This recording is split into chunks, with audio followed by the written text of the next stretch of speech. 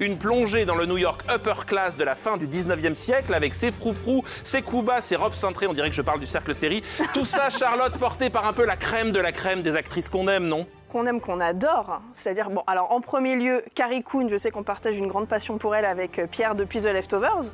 Elle était Nora dans The Leftovers. Carrie Coon, elle nous a habitués à énormément s'ouvrir, chialer, se sacrifier dans les séries.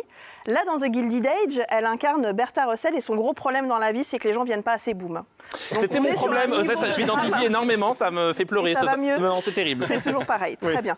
Donc on a un personnage qui regarde beaucoup par la fenêtre et qui attend que les gens viennent à sa boum. C'est moi, oh là là, c'est terrible.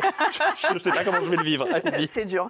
Et on a ses voisines d'en face qui sont un peu entre la pie et la vipère, quoi, incarnées par un duo vraiment chouette. Christine Baranski, qu'on avait vraiment adorée en Diane Lockhart dans The Good Fight, et Cynthia Nixon. Alors, je ne sais pas si les gens l'aiment pas, je ne sais pas si les scénaristes l'aiment pas, mais elle a toujours le rôle un peu pourri de la série dans laquelle elle est, dans And Just Like That, bon, qui était déjà un naufrage.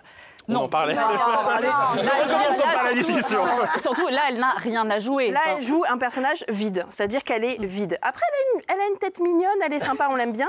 Ces deux femmes qui sont deux sœurs, Christine Baranski et Cynthia Nixon, elles habitent avec leur nièce. Et la nièce, c'est qui? C'est Louise Jacobson, qui est la 163e fille de Meryl Streep. Ah oui, d'accord. Qui, à nouveau, évidemment, est comédienne. Et il y a une jeune actrice que j'aime beaucoup, qui est un peu le souffle de fraîcheur de cette série. C'est Taissa Farmiga, qui incarne la fille de Carrie Coon, et qu'on avait déjà vu dans American Horror Story, et dont on sent qu'elle a cette espèce de décalage, de fraîcheur que moi j'adore. Alors, un beau casting, mais qui, pour vous, a la forme d'une charentaise? J'ai pas très bien compris. C'est une grosse paire de chaussons, ouais. On va déjà regarder un petit extrait, et après on expliquera pourquoi c'est la série chaussons de l'année.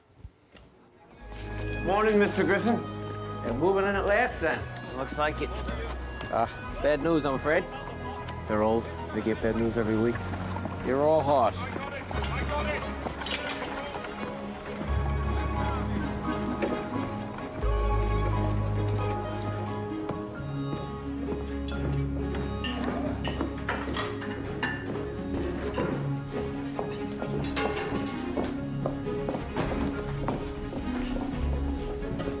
Looks like another one. Oh, dear. I wonder who that is now. I'll take those. Thank you, John. Well, why not let Miss Armstrong carry them up? Or that one, at least. Thank you, Mrs. Barr. But I think I know what I'm doing. J'ai pas vu de chaussons, expliquez-moi. C'est une métaphore. Ah, d'accord. C'est extrêmement subtil. Qu'est-ce qu'on voit dans cette scène ?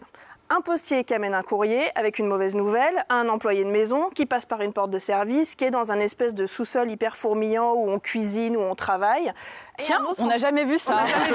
Étonnant. C'est bizarre. Nouvelle idée, nouveau concept. Un autre employé qui prend la lettre, qui monte les escaliers, encore une métaphore, donc il va passer à l'étage supérieur, mais surtout il va passer à la classe sociale supérieure.